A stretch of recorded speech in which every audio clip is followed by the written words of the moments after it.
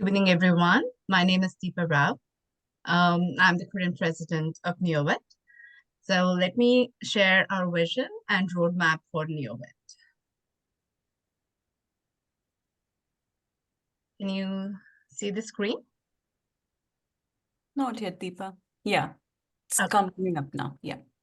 Yeah. So our vision for Northeast Ohio Women in Tech is to inspire women and minorities to excel and discover opportunities in the tech industry through the creation of a connected, supported community of shared resources.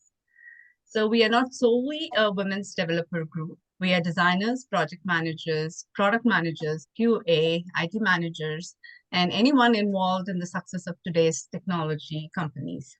We encourage growth through learning and experience and strive to create a new normal in Northeast Ohio. So we have our roadmap for this year. So we already completed the career advancement series, and this is the last one in the career advancement series. That's the personal branding. And next quarter, we have technology trends. That's AWS computing, cloud computing, AI, and robotics. And quarter three will have industry trends. That's data analytics, hybrid work culture, supply chain digitalization. And the last quarter, we are targeting for change management, agile, and DevOps. So before we start, I want to introduce our NEOWIT board members. Swathi Venkatraman is the vice president. And Chitkala Akela is our treasurer. Sravanthi Vallampati is our co-treasurer. We have two new board members, Suma Lokesh and Pavana Lalit. Now over to you, Swathi. Thank you. Thank you, Deepa. Hi, everyone. So in this day and age, we all know that it is important to have a well-established personal brand. A strong personal brand helps build trust and credibility. It can also elevate your career by making industry connections, helping you network and meet like-minded people, and building a community you can influence. We have Sravanthi Vallampati and Kitty Bandal with us, who are going to educate us on how to create and establish a compelling personal brand. I'm going to introduce Sravanthi and hand it over to her to introduce Kitty. Sravanthi Vallampati is a long-term resident of Greater Cleveland who enjoys the abundant diversity beyond her hometown through her volunteer involvement. She takes a special interest in educational, socio-cultural, and youth leadership activities. A leader in information technology, Sravanthi is also an educator, mentor, DE&I ambassador, multiple nonprofit board member, and an award-winning distinguished Toastmaster. Intentional about her voice, she endeavors to create positive change through self-reflection and empowerment. She is an incurable optimist who sees herself as a student of lifelong learning and meaningful giving. She lives in Aurora, Ohio with her husband and daughters, Apurva and Pooja. Welcome, Sravanthi, and thank you for being with us. And I'm going to hand it over to you to introduce Kitty. Excellent. Thank you, Swathi. Good evening, friends, and welcome to our personal branding session. I am so pumped to introduce my dear friend, Dr. Kitty Bandal. Kitty is an experienced independent trainer who has been training and developing people for over 25 years. She is the president of Corpus Campus Training, LLC.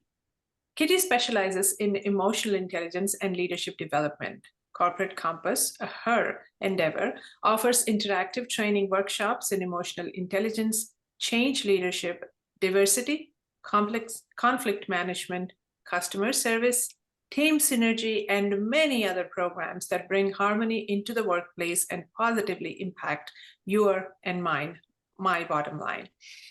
Dr. Bandal taught leadership, communication, diversity, and sexual harassment concepts while serving in the United States Navy and in higher education. She earned her Defense Meritorious Service Medal for designing training programs for military personnel while stationed at the Pentagon. She designed and presented programs to help with professional advancement, personal enrichment, and to help with strategic communication processes across the Joint Chiefs of Staff. Kitty holds a PhD in organizational management and leadership. She has completed her research for her dissertation in the areas of emotional intelligence and communication apprehension theory. She has worked with over 100 organizations in various industries, and some of her clients include Lake Erie Shores and Islands, Concord Health Solutions, US Tsubaki, Firelands Health, Paulding Putnam Electric Co-op, Walmart, City of Bay Village, Job and Family Services, and many other corporate, government, and nonprofit organizations. She also enjoys stand-up comedy and has performed at the Funny Bone Comedy Club in Cleveland, Ohio. Kitty Sandusky, Ohio, with her husband Chris, a lieutenant of the City of Sandusky's fire department. Her son Ronnie is a graduate student at Eastern Michigan University. Please put your hands together and welcome my dear friend, Dr. Kitty Brandel. Thank you. Thank you. Can everyone hear me okay? Good. Thank you for the thumbs up there, Deep. I appreciate that. Good. Well, thank you so much. That's a wonderful introduction, boy. That was more about me than I even knew about me.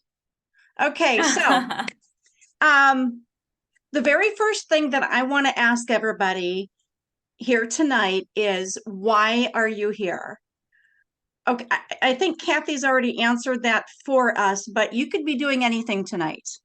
Anything, anywhere, watching your favorite Netflix show, having a glass of wine, going out to dinner. You could be doing anything. Why are you at a branding program this evening? Who wants to go first? I want to hear from you. I want to be sure that I answer all of your questions. So why are you here? I want to raise my hand, but I'm not able to find the icon. You can just shout it out. You can just. Sure, Kitty. So we have so many platforms at our disposal. We have Instagram, we have Facebook, we have LinkedIn.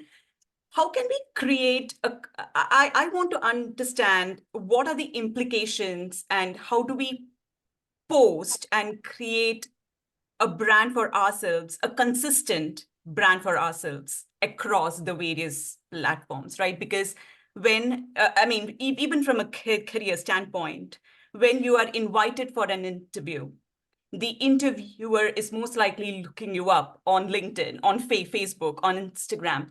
What are the various tactics and tools, and what are the various things that we should be thinking about when, we are posting on social media? And that's my, that's the area, or that's the area that I want to learn about more than Okay. anything. Thank you. And I hope that I don't disappoint you tonight, because that's more content creation, right? Content creation. I'm going to talk about something just a little bit bigger tonight. Sure, yeah. Right? More about your edge. Okay, more about your edge. Because there is a lot of content creation out there right now, and Yes. that's a little bit separate of a thing that I'll be talking about this evening, but this will be bigger, and I think it'll still be able to give you a little edge out there. So that's good. I appreciate that, and you are so spot on with that, by the way. Anyone else? Why are you here? I can go forward. Yes. So I'm in a phase of my life where I'm transitioning from a graduate student to a full-time working professional.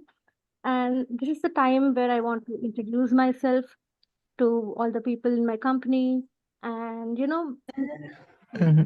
so I just want to know how I could do that, how I could not sell, but, how I could present myself to others. Yeah. Good for you. Okay, honestly, I wish that when I was coming up, when I was younger, that people talked about this. Nobody talked about this when I was first starting out in my career. It was a whole different world out there, and it took me longer to get on board with all of this than I feel like it did a lot of other people, especially today. So I'm hoping to take some of that learning curve off for you this evening. So that's good. Anyone else want to share why they're here tonight? Kitty, you brought the point of growing up and I wish I knew kind of thing. So I'm thinking if only I knew how not to let myself just grow organically, but be a little more intentional about what would help me stand out or differentiate myself, I'd probably be far farther along than I am today. So that's really work in progress, right? Work in progress for me. I wish I had known some things before, just as I look at myself as a person who wants to be more and do more, but how? Right. You're so right. And that's what we're going to do tonight. You hit the nail on the head. That's what we're going to do. Now, speaking of branding, and I know that Sravanthi is humble, so she may not want me to call her out right now, but she has a brand. Those of you who know her, she has a brand. When she was our district director in Toastmasters, she brought us in. She was approachable. She made every single person that she talked to feel like they were the only person in the room, even though there could have been 20, 30, 100 other people in the room. She made you feel like you're the only person in the room when she talked to you. That's a brand. So when she walked into a room, people migrated toward her. Now, have you ever known somebody who walks into a room and we're all ducking under our tables because we don't want to talk to them? Right? They exist too. But when she walks in a room, people want to be around her. And it's not because she's loud and boisterous and extremely extrovert. She has an essence or a center or a calmness about herself that attracts people to her. She has a brand. And that's what it is. When you walk into the room, how do people feel? You know it when other people are around you. Have you ever been walking down the hallway at work and somebody that you don't want to see, right? They're crunchy, they're mad all the time. You're hopping in the bathroom, just get away from them.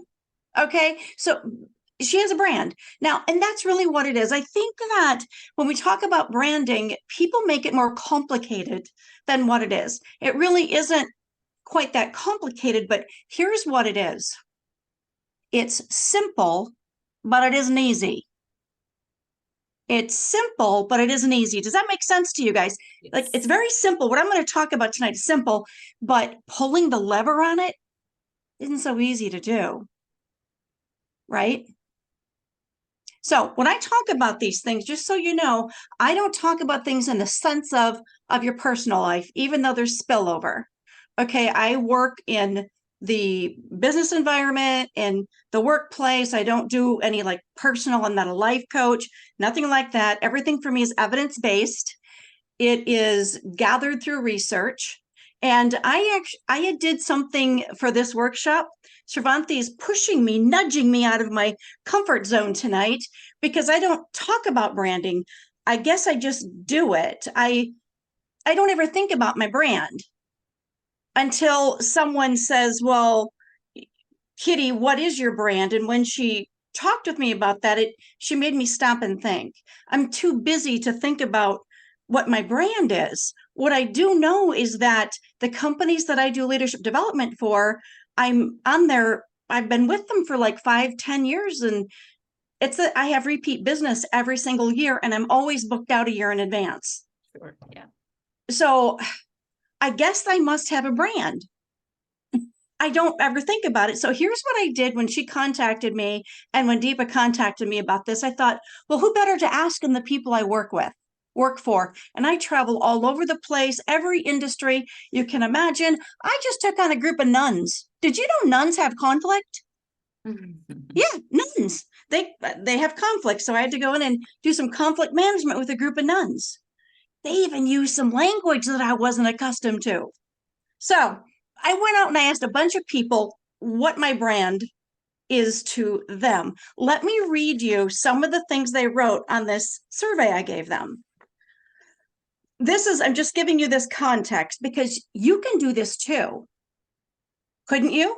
If I teach a lot, I talk a lot about self-awareness. What is self-awareness? It's me being open to feedback from other people. It's me pulling back my veil. We all have a veil, pulling it back and coming out from around behind it and opening myself up to the world, sitting in the mud with somebody when they give me feedback. So let me read a few of these to you, and I want you to use your critical thinking skills and think about if there's a pattern here. Okay, so here we go. Here are some of the comments. Nobody can fall asleep in your workshops. You keep us awake. One word, energy. You are very engaging. You make normal content very interesting. You are a mind bender. I don't know what that is.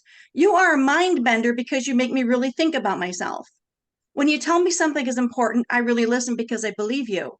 It's obvious that you love what you do. I appreciate how you bring humor into your training workshops. You aren't just an educator, you also entertain. I guess that makes you an edutainer. Okay, those were just a few things. Did you see, was there a pattern there? Did anybody hear a pattern? Maybe a brand could come out of that. Just shout it out. What do you think? You're energetic. It's what? You're energetic. Okay, I got that out of, yeah, that was, it sounded that way to me as well. Anything else? I got genuine. Kathy, what'd you say? Genuine. Oh, good. I like, you know what? I'm going to steal that from you. You engage people well. Engaging. Engaging. Passionate. Ah, that's a good one. Okay. I didn't think of that either. Because you seem to love what you do, right? It comes through in everything you say and you do and how you conduct yourself and engage with others. So do you think, okay, now apply this to yourself as well. Do you think that with everything you just told me there, that I have a strategic advantage in my career because of this brand? And when people talk about what I do you think they tell other people? Absolutely. Sure. Absolutely. I don't have to advertise at all. I haven't had to advertise in years, and I have 16 companies on my waiting list right now. It's because they trust you. Oh, who said that? Me, Kathy. Oh, thank you. Okay, I like that. Now you guys, okay, so here is something that is not in here. Okay, and it boggled my mind, and I'm still struggling with it. I'm a edutainer, apparently. I make them laugh. I'm funny. Okay. I would like to be smart. I literally went to college for 10 years to get a PhD. I could have went to clown school. That's all I would have had to do. Go to clown school, and I would have been able to do all this. So it's like, okay, so I hope people are learning something from me as I read all this. It's like, let me go get a red nose, and, and I could just be a clown. But so, yeah, so it does show something, though. And there is other comments that related to these. So there is a brand, and you know what? You have one too. Even some of you who are in college or just starting out, you have a brand. But speaking of self-awareness, do you know what it is? Now, like I talk to people, senior executives, about their legacy. You're already building a legacy, but is it the one you want? Right? You have it. You have a brand, but is it truly the one you want? And do we have the self-awareness to pull that veil back and know for a fact how other people view us? Yeah. That is critical in this world, because you have to have that competitive advantage if you want to brand yourself. Now, here's something that I want to share with you. Some people in this branding world, remember, I don't teach this for a living. I'm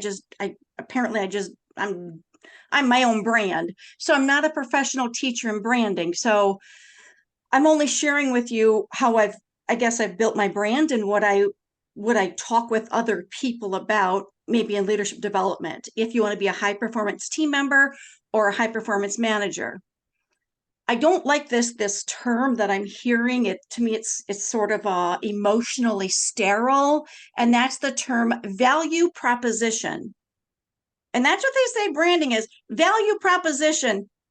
I don't even really understand that, because it almost sounds like I have a real estate deal going on with you. Or I'm a value, or I don't know, it's weird. So I'm going to use different terminology, okay? Because I don't teach that, and I'm my own thing. I'm my own clown, apparently. Okay. So I'm not going to use that word, and I'm going to use the words winning edge. Okay, what's your winning edge?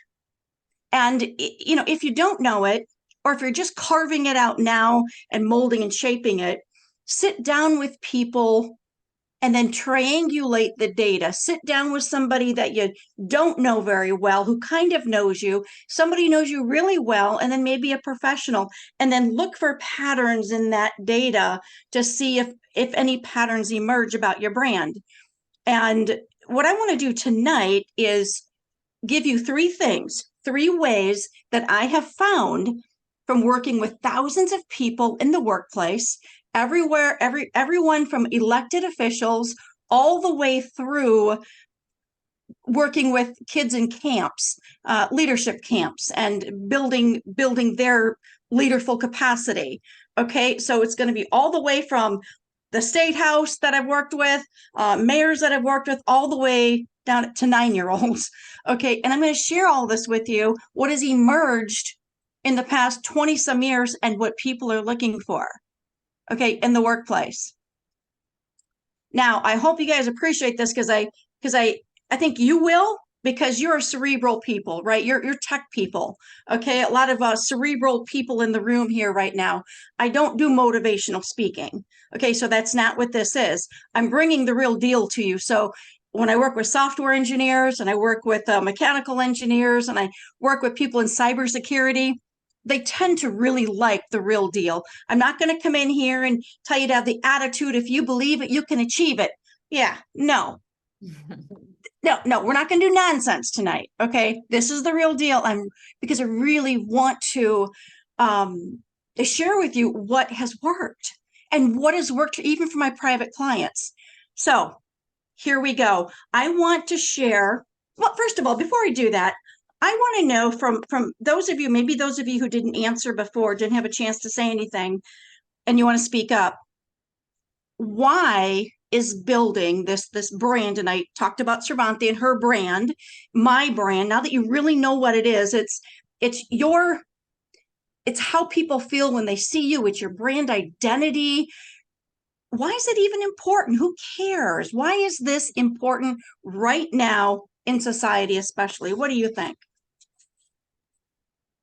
I think it's important because your brand kind of follows you wherever you go.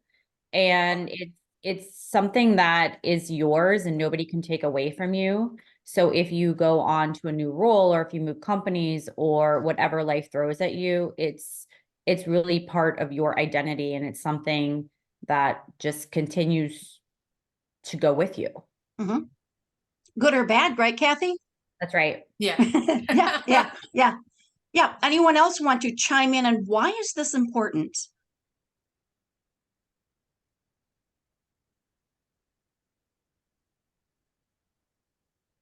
I would like to say something, Kitty. Yes, please. I think if you have a brand, you will be recognized, you will have visibility, people recognize you, people will, you may go up in your career path. Yes, you are right. If you have this positive brand, right, branding to the positive, do you know that research shows that you have higher job satisfaction? You have better morale at work.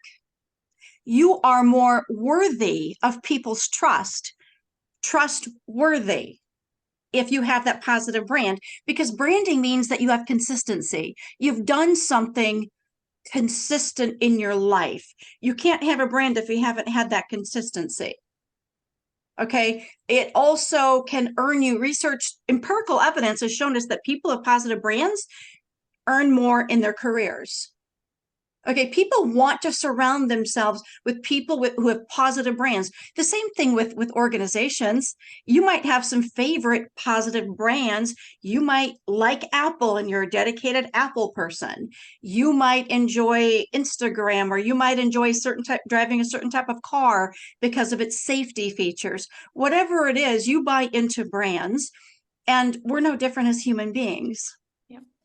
Okay, we do have these brands. Now, I'm going to share with you 3 ways that I've found throughout the past couple decades what has really worked to build our brand.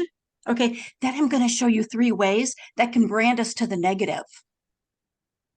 Okay, so you're going to get both. And my first R, and I know it sounds weird, but I just call them the 3 C's because I like to keep things simple. You've heard of the KISS method, right?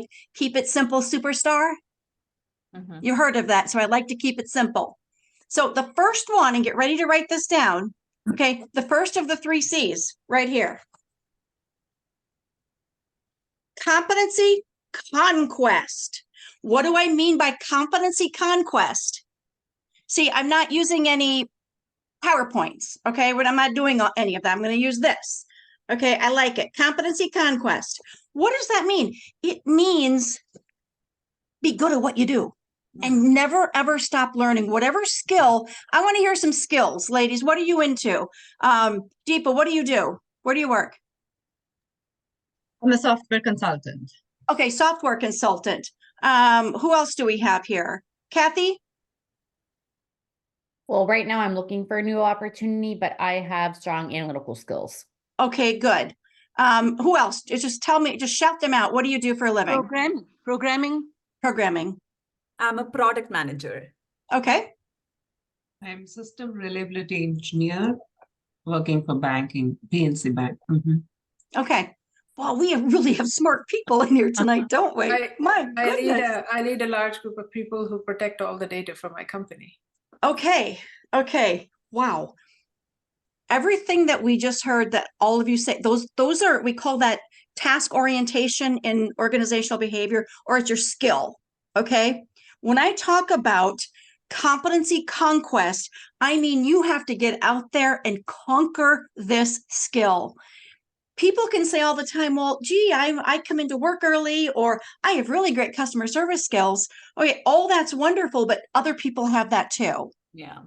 Okay, so going back to that weird word of value proposition that I don't like, I like winning edge. What is your winning edge when it comes to your skill? Okay, do you go home every night and kind of relax and binge watch Netflix? Okay, or at the end of a hard day, do you go home and maybe pick up a magazine that's in your trade or industry and peruse through that in the evening? I read the Harvard Business Review almost every single day. I haven't gotten to read Harry Potter yet, or any romance novels. I read those because I've got to keep my thumb on the pulse of all things leadership and all things work. The world is changing, my friends, and we have to change with it. So I have to keep my thumb on the pulse of this when I go in and I present on leadership. I'm trying to cultivate modernized leaders. So I have to stay modernized myself. So be very good at your skill. Be extraordinarily competent. First way to brand yourself, be competent. Now, my friends, if you're competent, but you don't do anything with it, you're going to be branded. So be competent, but also have a can-do attitude. Can-do attitude. What does that mean? It means get things done. Yep. Right? You've got the competency in whatever your skill is. Now we have to get things done. Are you the type of person who can engage in problem solving? Are you a champion of change? Or whenever there's a change, because you don't like it, you push back on it. We know those folks who love to push back on change. They don't want to move forward. I say that they're not business ready. Okay, look, here's what we know about change. Change is something that's going to happen. It's just the next thing that's going to happen. Okay, we've got to be ready for it and always stay business ready. Right? The only people who don't like change, and maybe you've heard other people say this before, the only people who don't want to engage in change at work are the people who aren't staying business ready for the next thing. So we have to have a can-do attitude. So now we have competency, we're really good at our skill, and we have a can-do attitude. We take initiative and get things done. The third C that I want to share with you, and this is critical, to be a connection catalyst. Connection catalyst. By that, I mean, my friends, your interpersonal skills. Okay, so you're good at what you do. You have competency. You get it done. You have a can-do attitude. And now I can actually relate to people. I can collaborate with people. I can problem solve with people. I have the emotional intelligence where people want to be around me. They want to work with me. They want to buy from me. They want to engage in projects with me. This is also, the connection catalyst is also who we want to promote from the ranks. Okay, we want to bring them up into leadership, because what is leadership? It's simply to influence others, to influence people. But if I don't want to connect with you, if I like to duck and hide and stay in my office all day and I don't want to connect with you, how can I influence you? Now, you might be thinking, Kitty, I'm an introvert, so I'd like to stay in my office all day and duck and hide. Here's what I can tell you. If you want to, and I call it the you gotta wanna, introverts can be extraordinary leaders, and they have been extraordinary leaders throughout history. Even if we're introverts and we need to get our energy by being by ourselves, when we come out of that office, or we send an email, or we reach out and we help people because we inherently want to help people, you can make those connections. You don't have to make a lot of connections. You just have to make quality connections with people. Okay, so before I move on, those are the three things that I want you to be aware of as you're building your brand. There's way more, but those are the top three. And these are the areas where I see a lot of people struggle with in the workplace. Maybe they're not competent. And you know what? And maybe they really don't care. They don't care to get on Khan Academy and look things up on Khan Academy and watch videos on YouTube about how they can upskill. They might wait for their manager, Sravanthi, to come over and say, hey, how about some professional development? Oh, I guess I'll go to the training. Okay, no, we want lifelong learners. We want people to be competent. Okay, so we want to be the competency conquest. We must have a can-do attitude. Your attitude is contagious.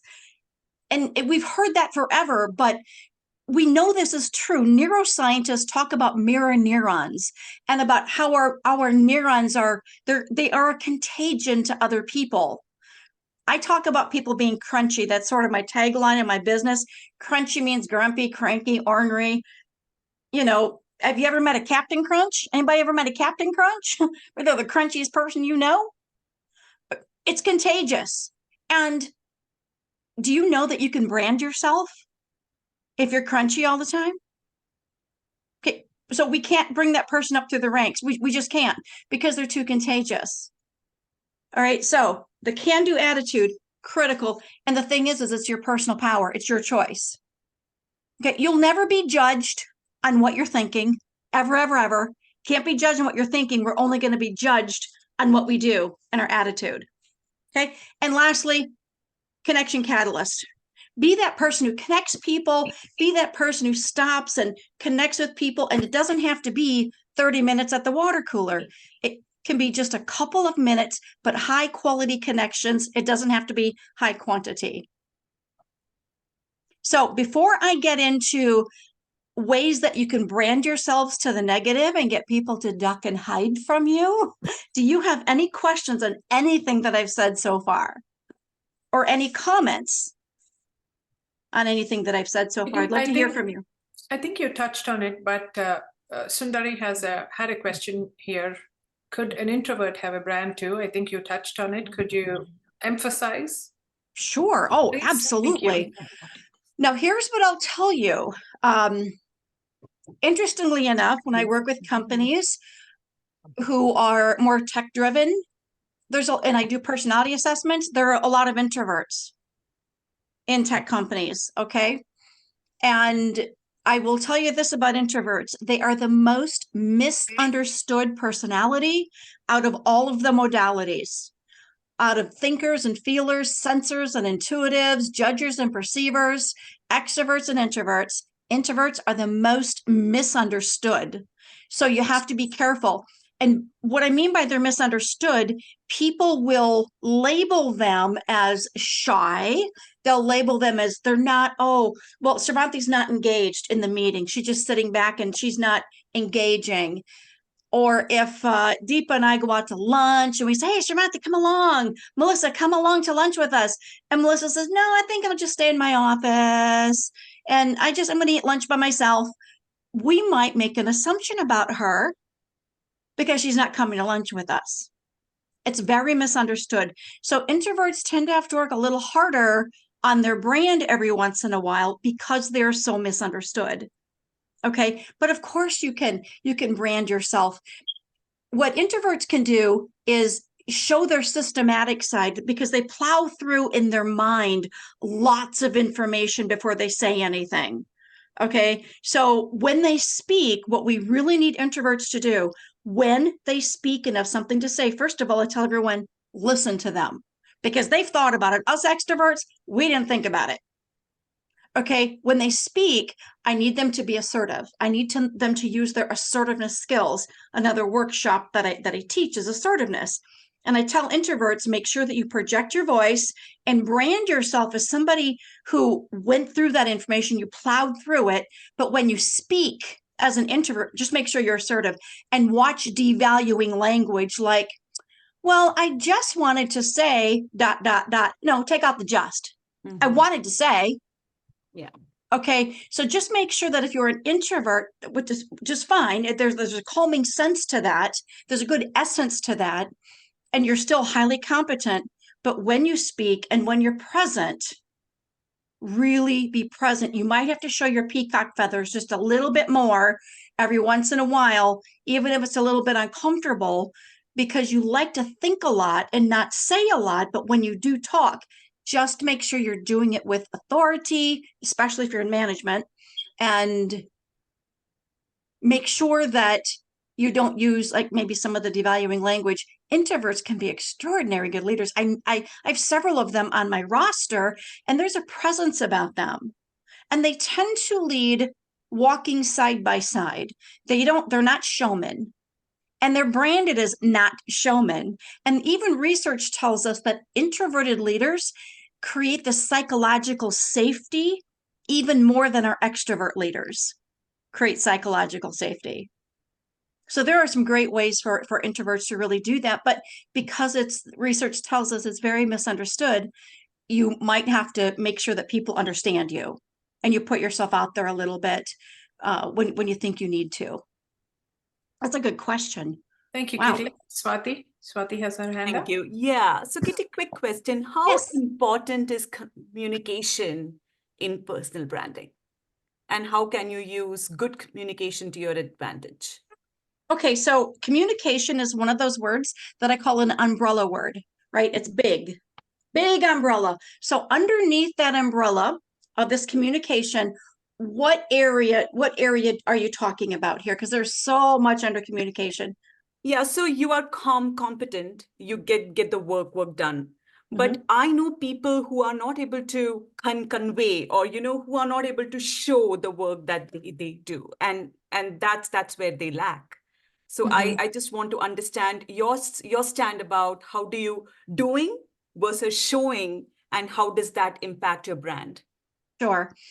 I think it's going to depend on what kind of job you're in and the description of your job. Here's what we know.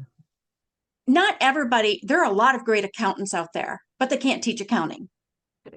Okay, but they're really good at what they do, but they struggle with teaching it.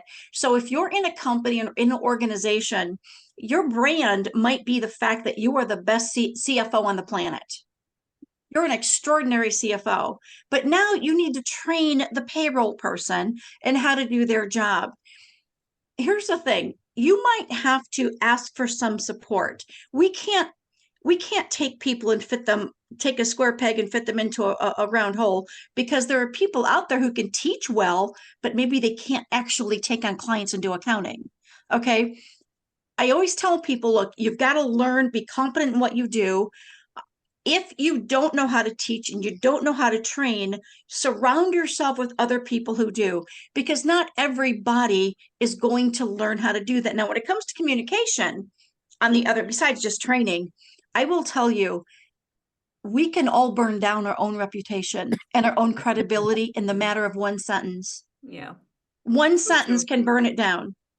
Do you know, interesting that you talk about communication, because I'm seeing now that people are wearing sarcasm as a badge of honor on their chest. Okay, they're saying, oh, I'm sarcastic, and they laugh about being sarcastic. They make jokes about themselves being sarcastic, and now they have a brand of sarcasm. I have people who constantly complain about being busy. I'm busy, I'm busy, I'm busy. I'm so busy. I can't volunteer for that. I'm busy. They wear busyness as a badge of honor, but it's not. It just shows that you might be extraordinarily unorganized. So, right, we have to watch what we say. So this is where our emotional intelligence comes into play. Have you ever known anybody? Okay, we all have thought bubbles all above our heads all day long, thought bubbles everywhere. Have you ever known anybody who made their thought bubble into their speech bubble right now? Yeah. You know somebody? Sure. We call that, it's a lack of impulse control. Yeah. Okay, we're not managing our emotions intelligently. We're just blurting things out. That is the greatest, most significant way we can burn down our credibility, burn down our reputation. So a simple but powerful rule is the power of the pause. The power of the pause in communication, timing everything right. Not everything needs to be said right now. Yeah. Right? We know that. So timing of our communication, watching our tone, our instrument here, it's my instrument, my tone can cut through somebody, and it can bring somebody to tears more so than even my words. My tone has that kind of impact. It will brand me. Is that right? Absolutely. Thank you, Kitty. Sure. Yes, there's a lot under the umbrella of communication that will brand us, but the power of the pause might be the most extraordinary thing that we can use in order to save our relationships. The other key in communication I'll give you here is, if you're in conflict with somebody, make sure that you pause and then you ask a question, right? Then you ask a question in order to sort of tame their amygdala, their fight or flight center. So make sure we ask a question. If you want to change your relationship with somebody, change the punctuation mark at the end of a sentence from a period to a question mark. Question mark. Very well. To engage them. Yeah. There's neuroscience to that too, but I can't really get into that. But I want to go over these other three, and then if you have any other question, oh, please. One question before you tell us what not to do with the crunchiness. So one question I have here, in this remote virtual world, right? Everything is virtual anymore. How can we show our brand when we are not seeing people, when we ourselves are not in camera? How is brand perspective any different in the virtual world? Can you shed some light on that, Kitty? Sure. So if you work for a company, if you work from home, or a lot of work from home people, even some of my companies have gone work from home, is first of all, look, I'm an advocate of connection. Okay, I just think it's important. Plus, I only get one chance on this earth, one life, one time, one go around. I am going to connect with people. So a lot of my companies who do Teams or do virtual things, it's a requirement for their work from home that everybody has their camera on, because we can connect better that way. We see people, look, human beings are emotional creatures who think once in a while. That's what we are. We're emotional creatures who think once in a while. So it's people needing people. So I have never been in a Zoom program where I don't show my face, even if I'm not a participant and I'm just like sitting on the bench. I still do that because I want them to see that I'm present and mindful in the moment. But the best way at work, if you work from home and you're on Teams or you're sending things, make sure that that your work is measurable. Are you getting the job done? I can't tell you how many managers and executives who made the decision to go from in the office to work fully at home. They struggled with some of the older managers. The older managers said, nope, everybody's got to come back to work. Mid-level managers who are younger said, no, give us a chance. If we can get the work done, As long as we get the work done, we can show you what we can do, then we continue working from home. If you get your work done and you're competent, you get it done well, you show up for your meetings, at the end of the day, especially with work from home, telework, it's been going on for a long time. That's what they used to call it. It's been going on forever, right? Work from home has been going on for a really long time, way before COVID. At the end of the day, my friends, I have one word for you. Okay, and this is especially true if you're working from home and you don't even get to meet people because you're working with people all over the world. I have companies who have employees in India, in Los Angeles, New York, and they all come together with some of my training sessions, and I'm speaking in a room to a camera to all of these people in different time zones, and they've never met each other. One word: integrity. If you have integrity, I know it can be hard to define, but if you have this integrity at work, right, you're highly competent and you don't stop your competency, and you get it done, you're a problem solver, you are bridging a gap for your organization somewhere. You're a problem solver, not a problem creator. And you're a catalyst at connecting with people, making people feel valued. Remember when I said Sravanthi makes me feel like I'm the only person in the room when she talks with me? People can have that also over online, but it's best to have that chemistry, if you will, if you can see people in their little boxes on Zoom or picking up the phone and hearing the instrument. So many people are having conflict now because they're reading email or things in the chats on Teams, and they don't hear the tone. So they're misconstruing it as something that it really is not, and they're running assumptions. Yeah. Happens all the time. Happens all the time. So if you really want to stand out right now, I'm going to talk to a lot of my younger folks here right now, and those of you who might be watching this, after it's been recorded, those of you who don't want to pick up the phone, don't want to make a phone call, believe it or not, this technology, you can actually talk on it. It might sound old-fashioned, but I'm telling you, if you want to build your brand, especially be noticed by CEOs, presidents, people who might be in my age category, let us hear your voice. Let us hear your instrument. Let us hear your passion through your tone. You can build your brand that way. Do things that they do. Yeah. Right? Communicate the way they communicate. And I will promise you, they will be so amazed that you called them, that if you're in the building, that you stop by their office instead of sending them an email. It means so much, and you're doing something that's different. So we call that an edge.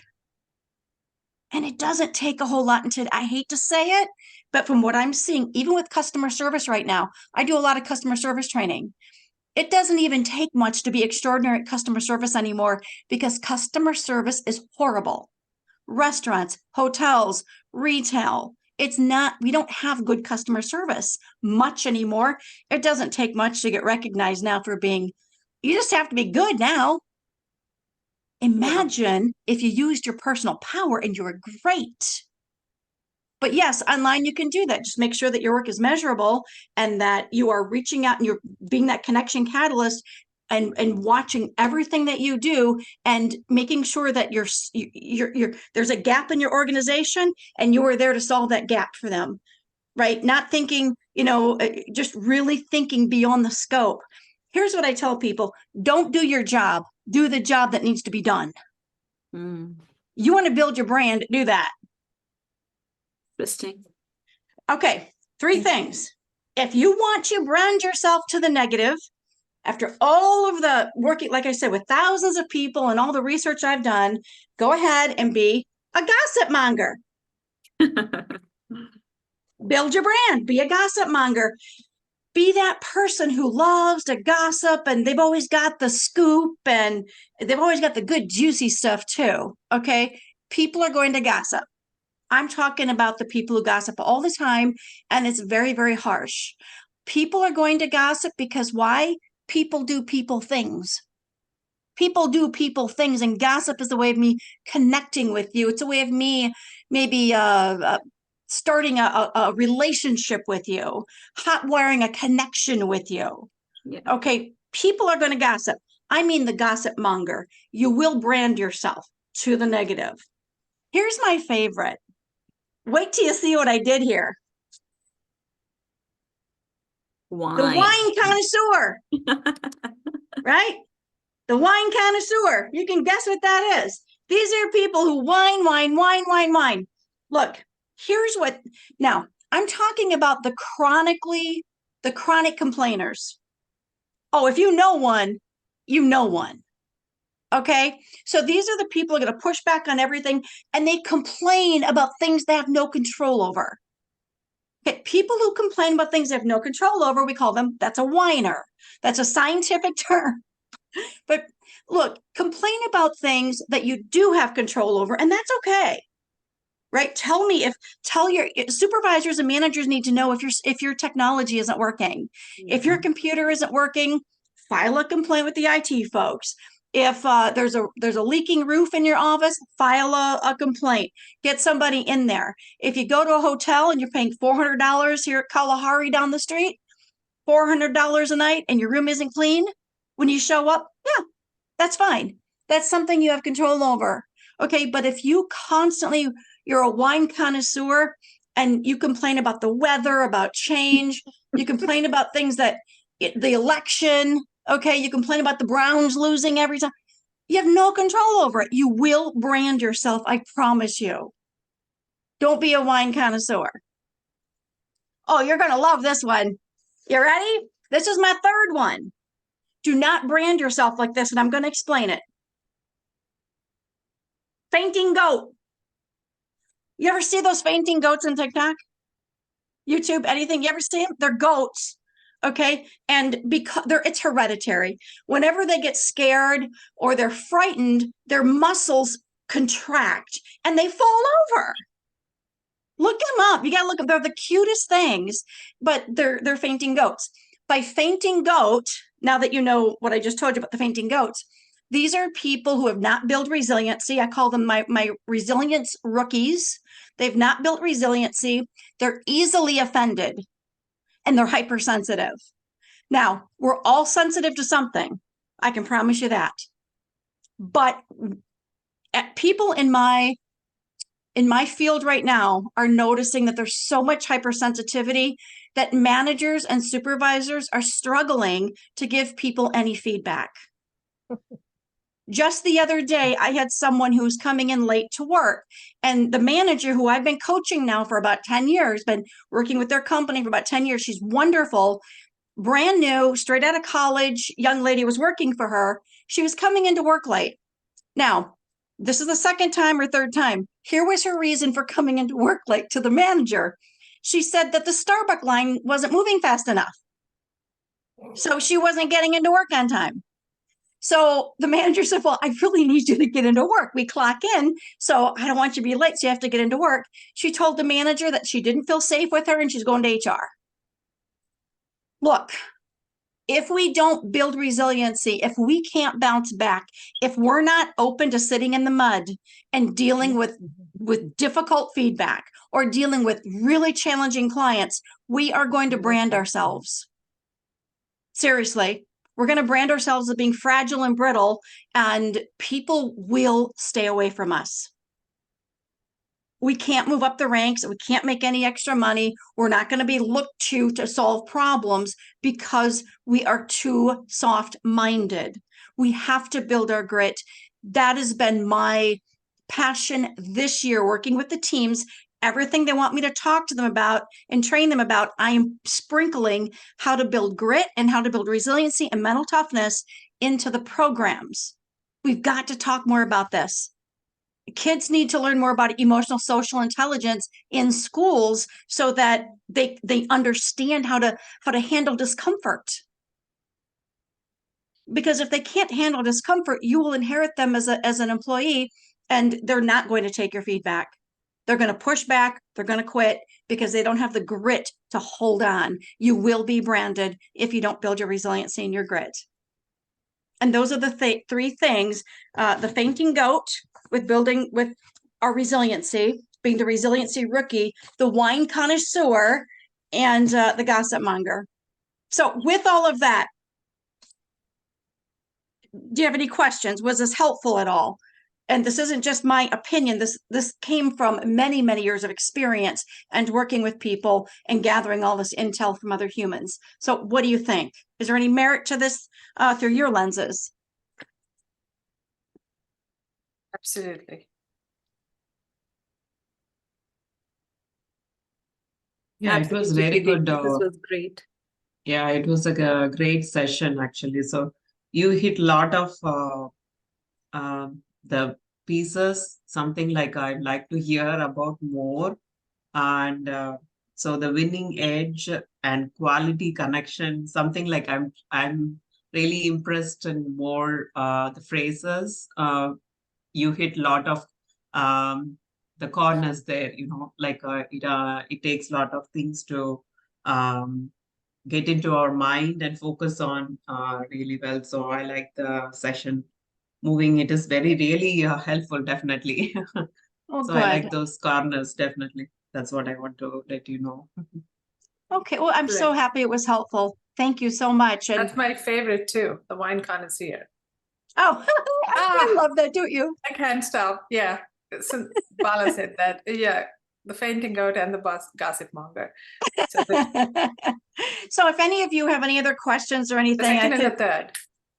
I could put my information in the chat or something, and then you can just connect with me at another time if you'd like.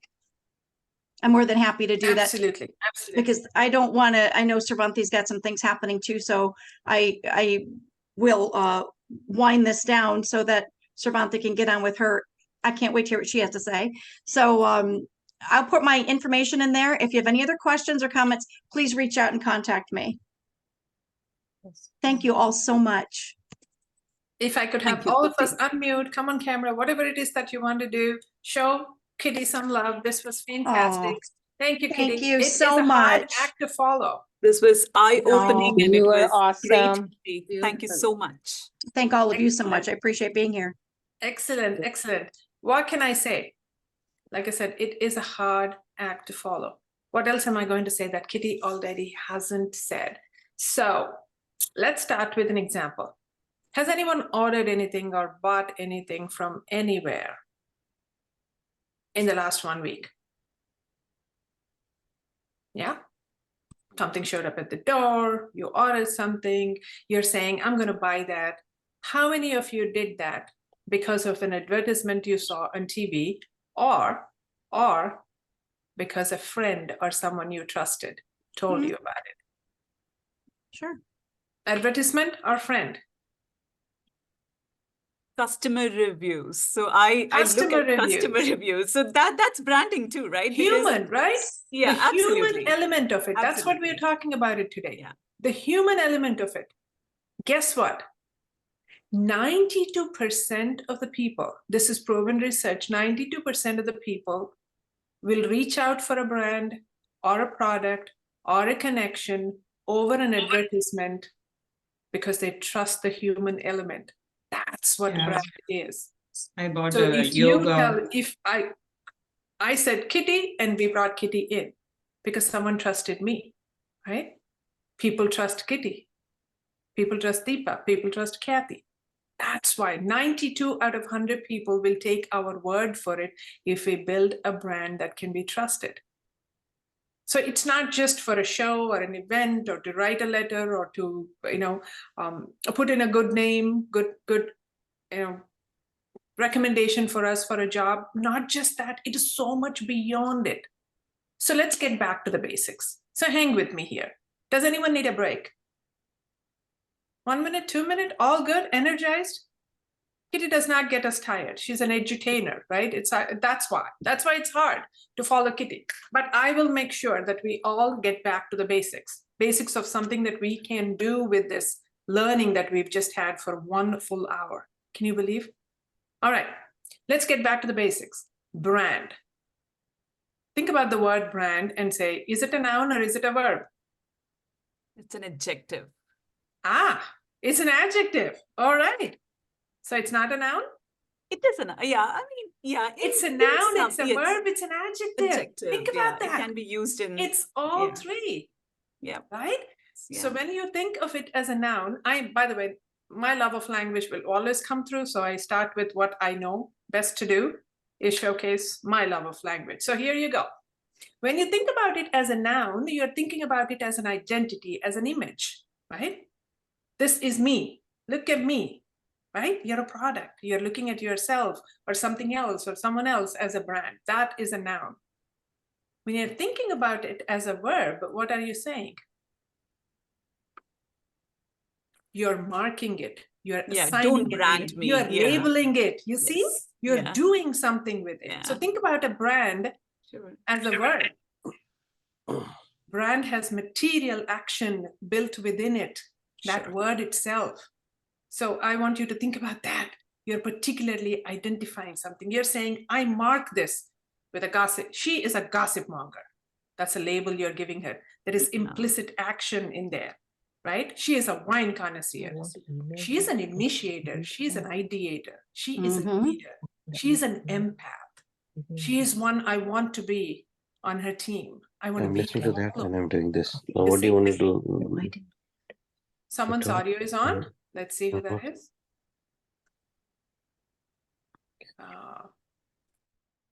Okay, maybe I got that. So you see now, Swathi said adjective. How do you use that as an adjective? How would you think of it as an adjective? So my guess is Swathi was thinking, how can I pour into that brand so it can be an adjective? The word itself may not be an adjective, but what you pour into it can become an adjective. So the label that you're giving it, see how interesting that can be. Wine connoisseur, the label you're pouring into that can be your adjective. So however which way you think about it, know that people will trust you. So if we come back, I said I would take you back to the basics, right? So let's all think about this. And one of my favorite quotes comes from Seth Godin. And you are the CEO, right? Me.Inc. And I've read some of these books, and some of my favorite articles in my early studies in personal branding came from that. And I love what Seth said about that. And that is going to be our thing one. We're going to talk about three things: thing one, thing two, and thing three. Just like Kitty, I'm also, threes are my favorites. I speak in threes. I naturally, lean towards threes. So the thing one that we're going to talk about is this definition itself. A brand's value, and I read verbatim, a brand's value is merely the sum total of how much extra people will pay, how often they choose, the expectations, memories, stories, and relationships of one brand over other alternatives. Think about that. A brand's value is merely the sum total of how much extra people will pay. So that people will pay for you and me could be in cash or kind. Think about that, right? Whether they're driving 5 miles to give you a hug or 50 miles to just attend an event that you've called for, or they're going to pay you an X amount of money to have you on their team. So a brand's value is merely the sum total of how much extra people will pay or how often they choose the expectations, the memories, and the stories and relationships of one brand over its alternative. How beautiful is that? So when we think about ourselves as products, as brands, the process of personal branding, right? What we put into it, the intention behind it. So there is the brand and the branding. Branding is what you and I are doing, talking about the brand and essentially saying, I'm going to do something about it. That's the process of it. So we are going through the branding process. We are going through doing something about it. As Anbu just said, I took down a lot of notes. Me too. I took down a lot of notes. And one of the things that is primary when we brand ourselves is not to use devaluing language, like Kitty said. I want us to remember that. I wrote that at the top, right? Not to use devaluing language. A lot of us, especially from those who come from humble beginnings and cultures where talking about yourself and advocating for yourself is not primarily encouraged. I think we always are accustomed or we think about devaluing ourselves and we are too humble. And even whether we are extroverts or introverts, personality notwithstanding. So the thing one is the definition itself. Now the thing two are the three elements I want you to remember. And I promptly changed the differentiator or the value proposition to the winning edge, right? So there are three components. The first one was, not is anymore, I changed it to the winning edge, was the value proposition or the winning edge. The second is the differentiator. And the third is marketability. There are three components to a personal brand. So the winning edge is, what do you stand for? What do you stand for? You may be a subject matter expert in a particular area. You stand for giving your voice to a nonprofit. You stand for a certain advocacy. You stand for something that you either believe in or you are skilled in. It doesn't matter whether it is your belief, whether it is your skill, or on the other end that Kitty touched on, or maybe your gift. You stand for something, whether you're inherently gifted, whether you're skilled, or whether you're passionate. Any one of these, you stand for something, and that is your winning edge. The second component is your differentiator. So just like we said, what you stand for, the differentiator means what makes you stand out, right? How do you stand out from the pack? That needs to be always top of mind. Kitty alluded to it. Everyone's good, so what? Right? How do you differentiate yourself? You're hitting it out of the ballpark with her first one that she said, competency conquest. You're winning it, right? You can't stop playing, but you still need to keep in mind that you need to differentiate yourself. Because the second component of a personal branding, right, has to be a consistent differentiator. How do you consistently differentiate yourself? That's why we need to be continuous learners. And the third element is marketability. What makes you compelling? So what? You stand out. What makes you compelling? How are people, or why are people going to reach out to you time and again? That learning agility, that passion, that authenticity comes into play, because then you are going to stand out time and again, and people will reach out to you. So when we build a personal brand, when you and I are intentional about it, when we are going through this process of saying, I want to think of myself as a product that is authentic, as a product that can stand the test of time, as a product that people reach out for, I want us to keep in mind these three elements. The first is the winning edge. What do I stand for? The second is the differentiator. What makes me stand out? And the third is marketability. What makes me compelling? Right? All three elements. So that was thing two. Thing one was the definition. Thing two are the components. Now come to thing three. Is also one of my favorite quotes about personal branding. Are you ready? I'll give you the first part. You complete the sentence for me. Okay? I'll put it in the chat.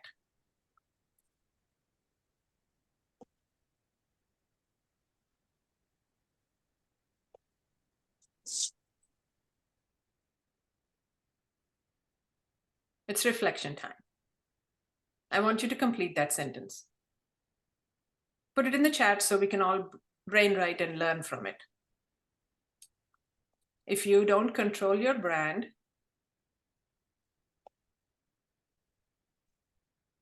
the answer is more simple than you think, but okay. I got one private message. Okay.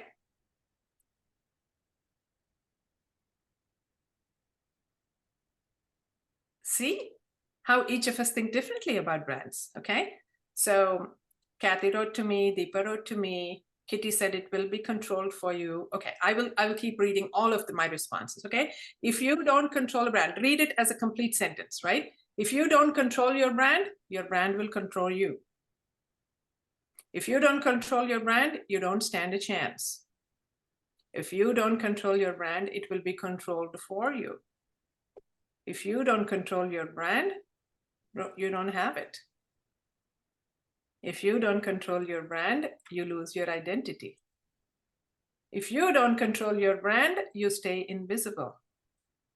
If you don't control your brand, someone else will do it for you. If you don't control your brand, someone else will. The last one actually completes the correct quote as it was said, but all of those are true, don't you think? So after today, we knew this. For how many of us is this new information? That brand is important. Maybe not, but after today, we will start thinking about it a little more intentionally. That is the whole idea of us, or a bunch of us, getting together to discuss anything on this earth, right? It is information we already know, but we probably have never acted on it, or never thought about it a little more intentionally, or said that that's not for me. That's for someone else. My neighbor who is 8,000 miles away, that's for someone else. If something bad happens, like Kitty said, I'll start thinking about it. If I don't get that promotion, now is the time. If I don't get elected to the board, then I might do it. You see how we react? This is all about being proactive, because knowledge is potential power. Self-awareness is where our success is, right? So the more intentional we are about building a brand that is compelling, building a brand that different, building a brand that still stays authentic while we set out our goals and do the things that we want to do, have people reach out to us and build that authentic trust in ourselves and in our communities, that is where it is. So I want you to think about it. I want you to think about it. Kitty said, each of you has a gift. If you ever received an email from me, you probably see 3 words at the bottom of it, right? You can think about yourself and your gifts in a couple of different ways. You can think about what people say about you, or you can come with deep reflection like a saint and say, I think I know what I stand for. Regardless, you have gifts. People recognize a pattern. When Kitty said, this is what I did, I asked a bunch of people what they think about me, and you and I discerned a pattern from that, didn't we? Now I want you to take 2 minutes of your time and think about, what have people told me? And what 3 words can I discern from what people have told me? That is one way to approach it. The second way to approach it is close your eyes and say, I'm going to meditate upon what I have felt all my life, that I had this gift. Whether I adequately expressed it or not, I have a gift, or I have more than one gift. So whether you take the approach on the left or an approach on the right, right is your gift that you inherently recognize, or left is where people have told you that you have a gift. They've reached out to you. They know you have a differentiator, or maybe even a combination of the two. I want you to come up with 3 words for yourself that you believe at the end of today you will act upon, or you will do something about, or you will believe in. 3 words. I put it at the bottom of my signature, and I'm not shy to say it because I haven't had a need to change it in over 15 years. My 3 words are engage, empathize, energize. Here is why I say that. People say, I engage well with them. And the way that I engage, I empathize with them. And when I empathize, I energize them. Somehow, when I took the Clifton strengths, 34 strengths, guess what my top strength was? Positivity, twice. If I were faking it, I would be dead by now, correct? You see, people thought it was fake. I started to believe that too, but I couldn't help myself. The reason I'm sharing this, because I knew it even before I read any book or took an assessment. I knew it deep within my heart.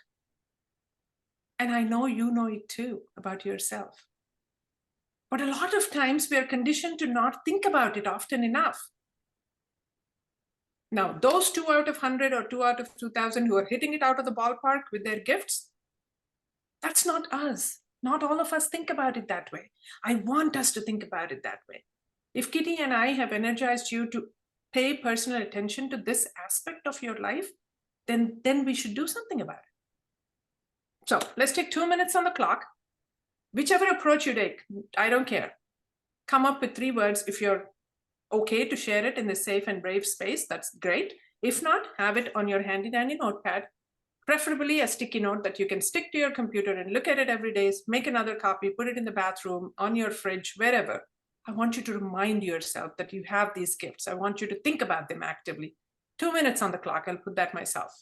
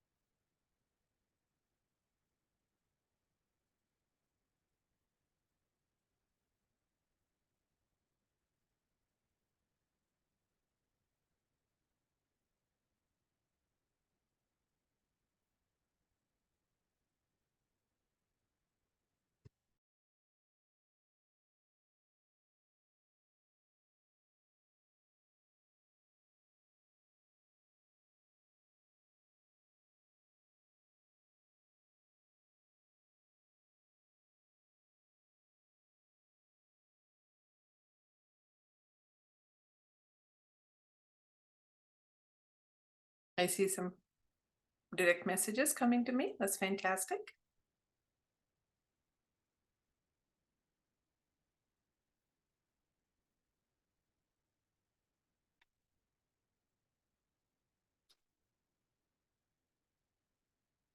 Ten seconds.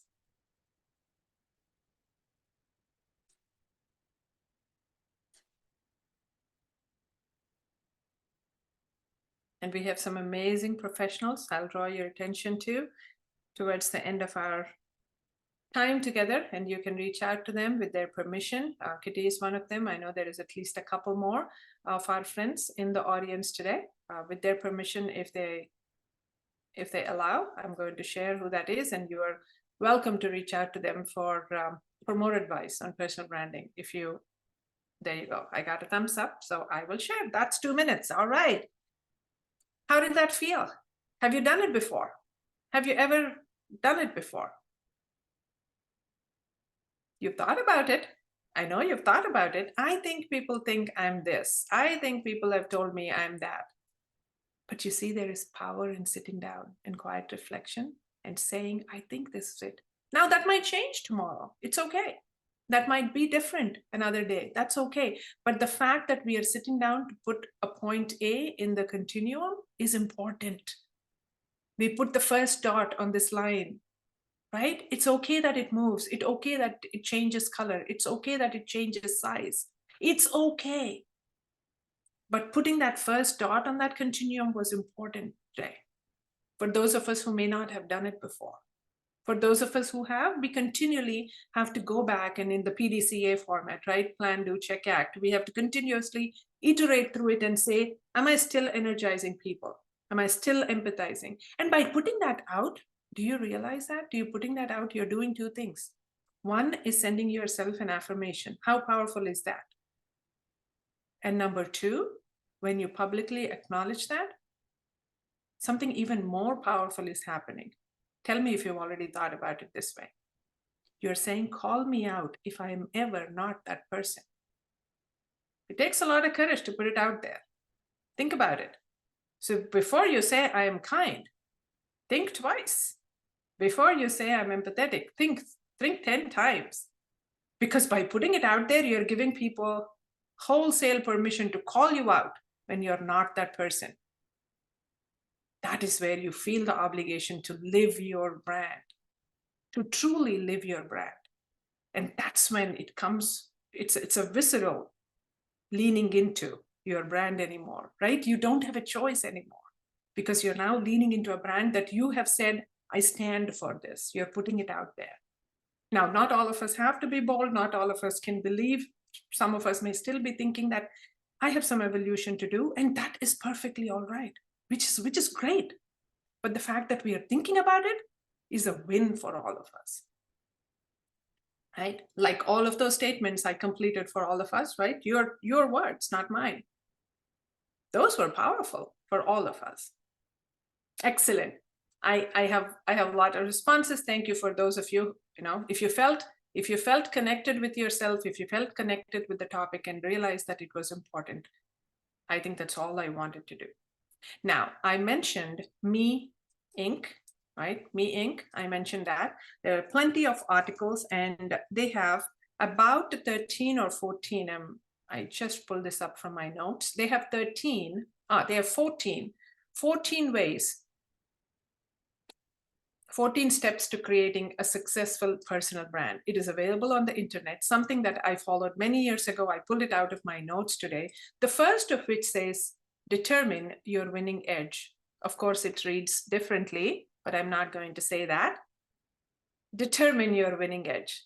Okay, I'll read them out quickly. So when you go, find it, and I can share a link to it too. You can think about it.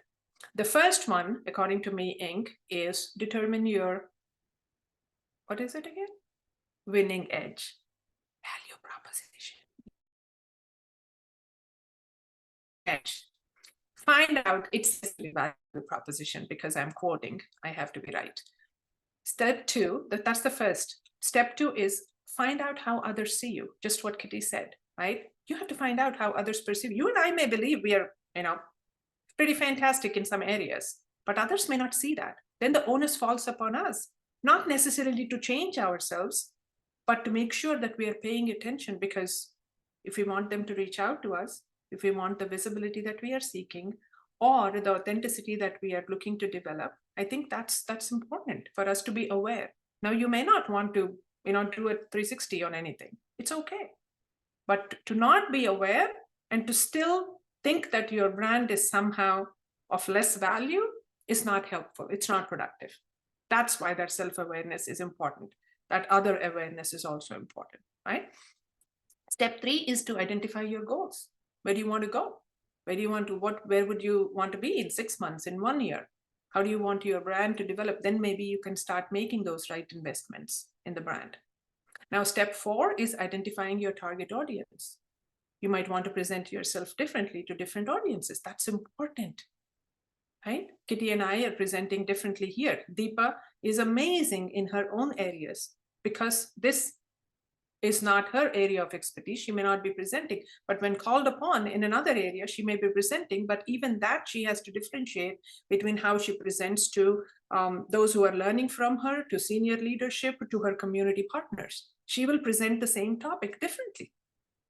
You see, Kitty presented it because we are all in technology. We are leaders in the technology area, and we are leaders in our own realm, regardless of our title or a role, right? So Kitty presented the same topic differently to us. She might talk about it differently to senior leaders who are in the manufacturing industry, right? Same topic, but different representation. Step 5 is to reorganize your priorities. And I cannot emphasize, and I don't have to preach to any of us, reorganizing our priorities to pay special attention to what is important to us, what aligns with our goals, what aligns with our brand, and how we want to invest in it. Step 6 is to pay attention to the details. Right? Come prepared. Kitty showed up 15 minutes early today. Coming prepared makes for a trustworthy partner. Next time you will invite Kitty. Next time you know that she will deliver the goods, right? Trust is important. Paying attention to the details is important. Dressing well is important. Coming prepared is important. If you have a slide deck, testing it in advance is important. I'm just not trivializing, but touching on a small item here, but details are important, right? Paying attention, ultimately, that contributes to your brand. Once your brand is tarnished, it will be tarnished forever. You may never come back to that stage again. Think about it, right? It's not just about public speaking or presentation, any stage in life. The next step is to update your CV, your resume. Keep it up to date. I know I'm guilty of it. I hadn't touched it in 4 years. And when I had to do it, I had 2 days to apply for a job. I literally spent 8 hours all night updating my resume because I wanted that job so badly. Right? So updating, keeping your resume up to date. If you haven't dusted it off in some time, do it today. It's important for your brand. Have those 3 words handy. It's important for your brand. Have an elevator speech ready in your mind. Who are you? What do you stand for? How do you stand out? Right? Have that 2-minute elevator speech in your head ready. What did Kitty say about being a connection catalyst? The step 8 is become a social networker, not necessarily on the social media, but a networker. Interpersonal connections, social connections, community connections, they matter. Step 9, if you're so interested and inclined, build a website. Especially if you're in the business of advocating for yourself or standing out for something or have a personal business, you're an entrepreneur, whatever that might be, or even a social media presence, right? Build a site for yourself, have a page, have a 1-pager handy, anything that can help you market yourself or advocate for yourself or show yourself in the light that you want people to see you in. Okay? Step 10, blog. Those of us who might like it, blog. If that's your thing, blog. Again, these are not absolute necessities, but you can pick and choose what you want to invest in. Maybe you can only do 4 out of these 14. But you invest in wisely and you're intentional about it, you can do it. Get published, go offline, go offline every once in a while. That's important. Tend to your marketing network and review your brand frequently. That last one is the most important. Check and act and check and act, iterate through it. Absolutely. I can share the link to this. I will make sure that we have all of those resources. Either way, I hope as I close that you've had some time to reflect. I'll go back to the foundation, whether you think of the word brand as a noun, as a verb, or pour into it and use it as an adjective. We have the power to control it. There are 3 components to a consistent brand. What are they? The winning edge, what you stand for, the differentiator, what makes you stand out, and the marketability, right? All 3 components are important. And remember and reflect on the 3 words that you came up for yourself, either how people perceive you or how you recognize and you want to relay your inherent gifts. Either way, I think we are all a combination of people's perceptions as well as our own instinctual passion and the gift that we have within. I think it is 8 o'clock and Deepa is saying, I think, Sravanthi, you are on time. Thank you so much. I hope you got some value from Kitty and my presentations today. Kitty, I want to thank you once again. I just can't thank you enough. On behalf of all of us here at Northeast Ohio Women in Technology, I say this has been an exemplary show of authenticity and education. You truly, truly have enlightened us. So thank you. And thank you all. Deepa, back to you. Thank you, Kitty. Thank you, Sravanthi. And thank you for all for attending this workshop. Have a good evening. Good night. And I did want to say, Melissa is in the audience if you would like to connect with her. She's also on social media. There she is. She is a branding advisor and she's a good friend. And I did introduce Melissa as an international director for Toastmasters. She's a past international director, a good friend of ours and a Toastmaster through and through. So please reach out to her. It's always great pleasure to be in august company. And there are so many of us who are out there doing amazing things. So please, this is a network, this is a family and a connection that we can foster starting out here. Thank you. Can we have Melissa's contact? Melissa, would you mind?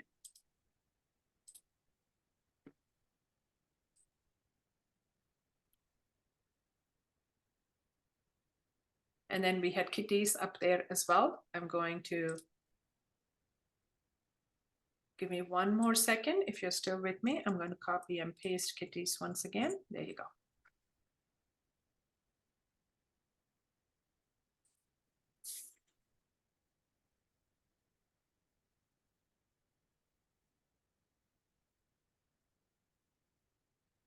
Thank you, Melissa, for the contact info.